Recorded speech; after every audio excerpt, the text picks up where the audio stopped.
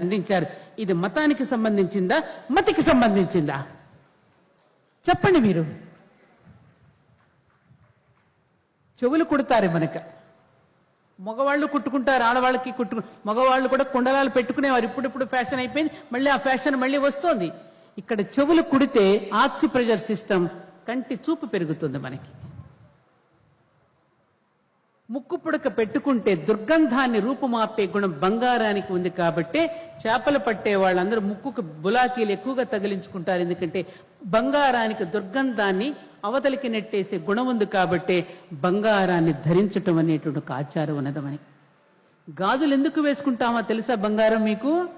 ఈ గాజులు అప్పుడప్పుడు ఇలా అనుకుంటూ ఉన్నప్పుడు ఈ నరాల ఒత్తిడి స్త్రీల యొక్క గర్భసంచికి నర్వస్ సిస్టంలో కనెక్టివిటీ ఉంటుంది. కాబట్టి ఆ గర్భసంచి ఎప్పటికప్పుడు చక్కగా ఆరోగ్యవంతంగా ఉండి ఋతుక్రమం కూడా చక్కగా జరిగి ఈజీ డెలివరీ అవ్వడం కోసం అని చెప్పి గాజులు ధరించటం అనేటటువంటి సూత్రాన్ని మన పెద్దలు మనకు అందించారు. ఎంత ఆలోచించారు వాళ్ళు మన కోసం. కాలికి మెట్టలు పెడతారు మనకి వివాహం చేసేటప్పుడు. ఎందుకో తెలుసా బంగారం? రెండవ వేలికి మెట్టెలు ఎందుకు పెట్టుకుంటామంటే మనం వెండి లోహానికి మనకి బ్రాహ్మణ క్షత్రియ వైశ్య శూద్ర ధర్మం అనేటువంటి సృష్టి ధర్మం.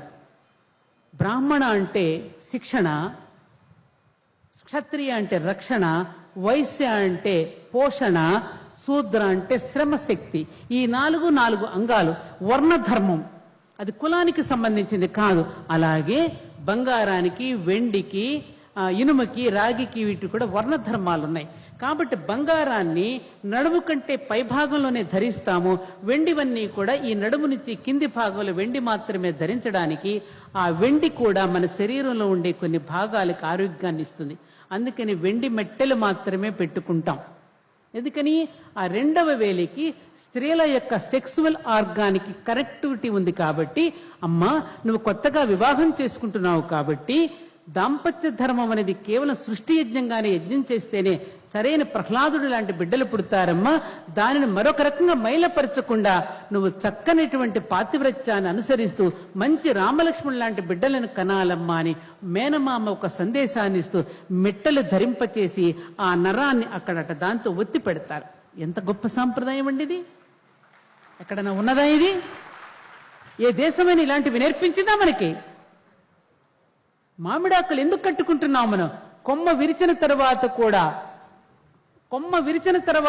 6 గంటల పాటు ఆక్సిజన్ అందించగలిగే శక్తి మామిడాకుకు మాత్రమే ఉన్నది. ఇంకా ఏ ఆకుకి లేదా గుణం. అందుకని ఇంటికి వచ్చిన బంధువులకి కావాల్సిన ఆక్సిజన్ అందించడానికి పందిరి నిండా తోరణాలు కడతాం. పెళ్లిళ్ళు జరిగినా, శుభకార్యాలు జరిగినా వచ్చిన బంధువులకు ఆక్సిజన్ ఇవ్వడానికి. ఇప్పుడు ఆక్సిజన్ సిలిండర్స్ వచ్చేసాయి హాస్పిటల్స్ లో. ఎంత ఎంత అద్భుతం! ఒక్కటనేమిటి, ప్రతి అంశం తీసుకోండి, మీరు ఏ అంశమైనా తీసుకోండి. ఇంతటి గొప్పదైన భారతీయ సంస్కృతిని మనం విడనాడి బొట్టులు తీసేసి, గాజులు తీసేసి, మాంగళ్యాలు తీసేసి, రకరకాల దుస్తులు ధరించి మన ఆరోగ్యాన్ని మనమే ఛిద్రం చేసుకుంటున్నాం. మన ఆరోగ్యాన్ని మనమే పాడు చేసుకుంటున్నాం. ఆ ఋషులు, ఆ మునులు, ఆ తపస్సంపన్నులు వాళ్ళ శరీరాలను కాల్చుకుని, వాళ్ళ శరీరాలను వేదికలుగా చేసుకుని ఎక్కడ వాళ్ళు అక్కడే కూర్చుని యథార్థం మీద ప్రయోగం చేసి, యథార్థమైనటువంటి దాన్ని ప్రయోగం చేసి మనకి సంప్రదాయాల రూపంలో మనకు అందించారు మన మహర్షులు. ఇది విదేశాలలో లేదు.